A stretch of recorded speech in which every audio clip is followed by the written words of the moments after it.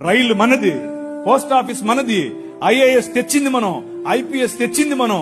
తెలుగు భాషను మ్లేచ్ఛ భాష అన్నారు. అరే ఏం భాష మాట్లాడుతున్నాడు మ్లేచ్ఛుడా అంటే, తెలుగు భాషలో డిక్షనరీ, మొట్టమొదటి డిక్షనరీ మంది. మీ నాయన రాజు, ద కింగ్, మనమిచ్చాం. CP Brown, he was a missionary. ఆయన కలెక్టర్ మాత్రమే కాదు, మిషనరీ. తెలుగు భాష గద్య భాగంలో మొట్టమొదటి పేపర్ మనది. తెలుగు భాష గద్య భాగంలో మొట్టమొదటి పుస్తకం మంది. వీళ్లకు వాళ్ళ సొంత రామాయణం, మహాభారతాలు కూడా ట్రాన్స్లేట్ చేసుకునే దిక్కు లేదు. అది చేసింది మనమే.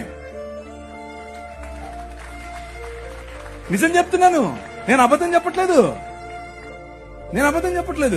మొట్టమొదటి ట్రాన్స్లేషన్ చేసింది కూడా మనమే. వాళ్ళు అది కూడా చేయరు.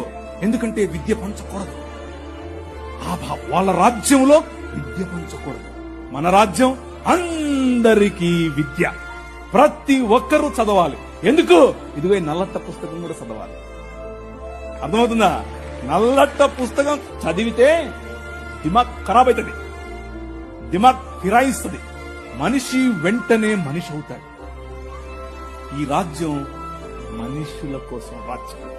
ఆ రాజ్యం తలకాయలో నుంచి వచ్చిన వాళ్ళకి మాత్రమే రాజ్యం, భుజాల్లో నుంచి వచ్చిన వాళ్ళకే రాజ్యం. ఈ రాజ్యం అందరి రాజ్యం. అందరికీ సుభిక్షత, అందరికీ పట్టభద్రత.